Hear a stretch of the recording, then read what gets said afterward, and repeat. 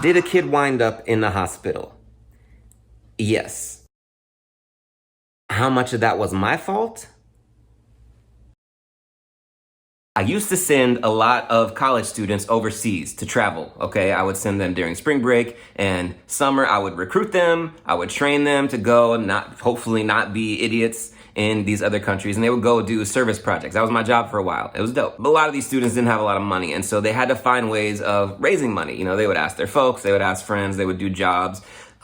Sometimes they got creative with their fundraising. Now, I was not in charge of their fundraising. I was just in charge of the program in general. This one team decided they were gonna do a fundraiser and they called it the Spice Off. You guys like spicy food? What's your tolerance for the spice? I got friends now who just give their kids chili peppers to munch on, and the kids are like, it burns, and they go back for more.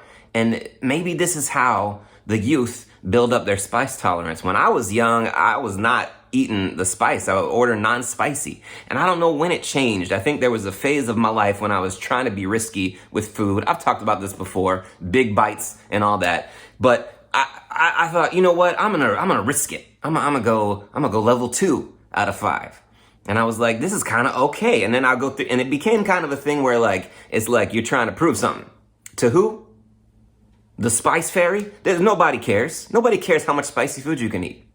Nobody cares. But at the time, I thought, this makes me cool. So I would push it, and I would always get 5 out of 5. I would go to a point where I would just eat the spice. And I think probably at those Thai restaurants, I would order 5 out of 5, and they would look at me, and they would probably give me a 3 out of 5. And I would say, look at me owning this dish. Look, I don't know what I was about back then. I like spicy food now. I like it real hot, but I'm not trying to prove anything to anybody, okay? Eat your food how you like your food. Speaking of which, time for a quick ad talking about Western Rise. Y'all know I love these Western Rise pants. I talk about them. I'm not trying to prove anything to anybody, but I'll tell you what, you put some jeans up next to some Western Rise Evolution 2.0 pants, no competition.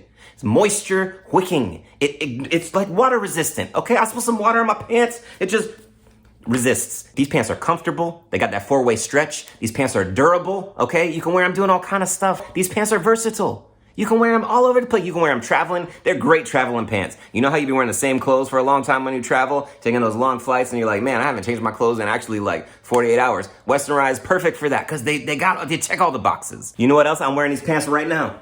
Nothing to prove, but that's real.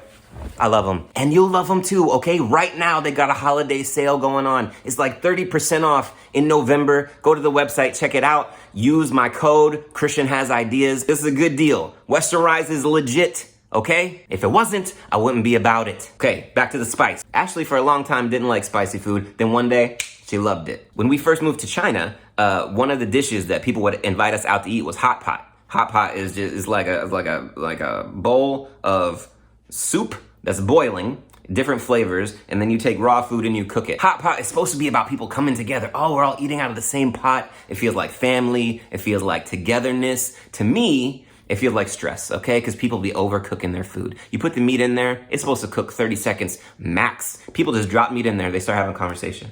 And I'm like, you drop your meat though. The meat needs to come out, and nobody's getting the meat out, okay? Potatoes are going in there, and then they're disintegrating. Who is managing the pot? Hot pot doesn't bring me together. It stresses me out. Everybody else is fine letting their food overcook. For some reason, I'm not. I'm like, y'all are ruining your food. You're messing up the pot. The point is, there's different flavors of pot, okay? And Ashley, for the longest time, wasn't that into hot pot. Then she got pregnant with River, and she wanted spicy hot pot all the time.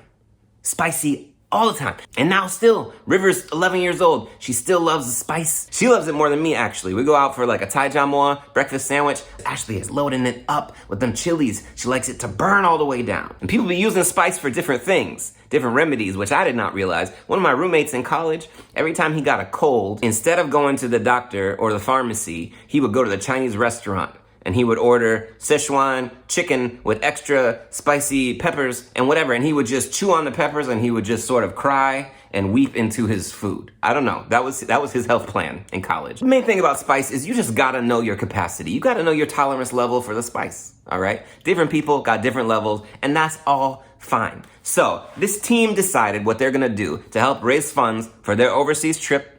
they're gonna do a spice off. It's gonna be a contest. You gotta pay $5 or $10 to enter, and then the last man standing, whoever can stand the hottest spice, is gonna get like 25% of that. The rest of it goes to help their team, the team who was running the spice off. Was this a good strategy for raising money? I don't know. It hadn't been done before. I was like, hey, way to be creative.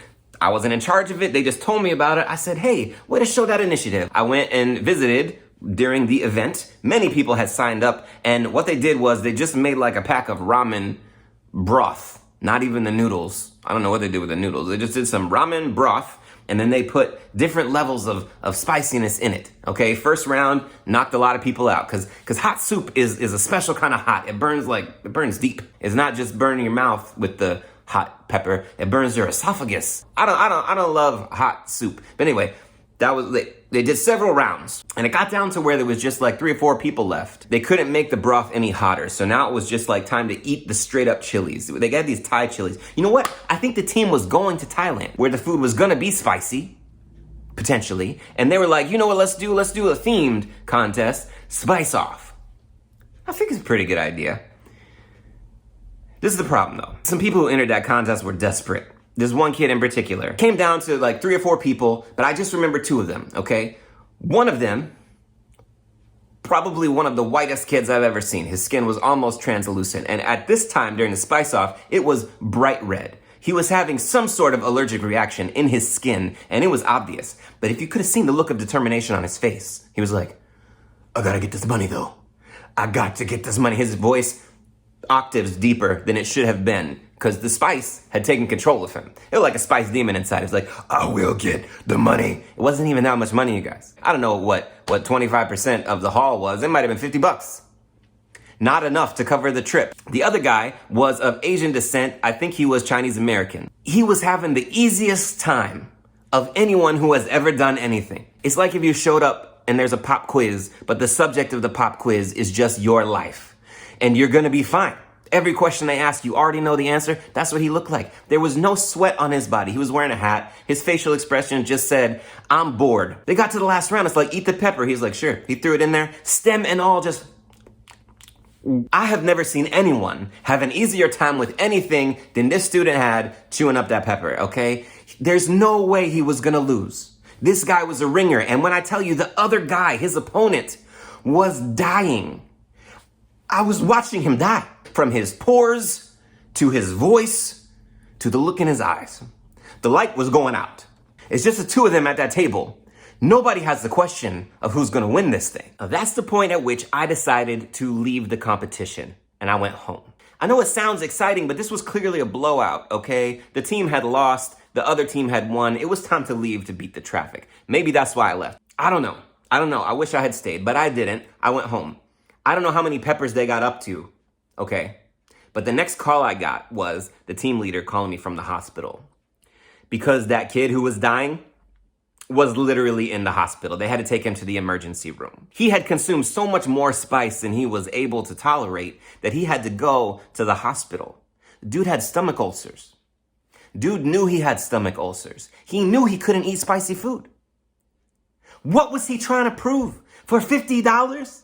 He was obviously losing. He should have quit so far. I'm like, this idiot, though. I'm gonna lose my job over some kid needing $50?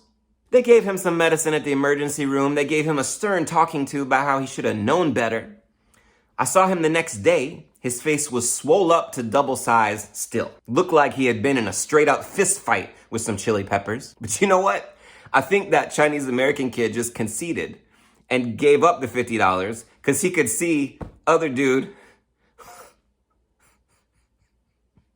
I don't think it was worth it, y'all. I learned many lessons that way. You know, just by observing people doing stupid stuff. I did not lose my job. Both kids survived. Both went on their overseas trips. I hope that kid never touched a chili pepper again, because obviously they had it in for him, okay? The chili community was not having this dude. They were looking to exterminate him, and they almost succeeded. And thank God he quit when he did. Moral of the story is you got nothing to prove, okay? And if you do, eating a lot of chili peppers ain't gonna do it. That's just a fact. A portion of this was my fault, okay? I will cop to a portion. I will cop to 1/4 portion of this. Dump the water on it. Pfft, blows up. I'll own that. But some of this is on that kid. He knows better, right? He knows he got a spice allergy. And these team leaders, what are they thinking out here putting everybody at risk? Lesson learned, dude.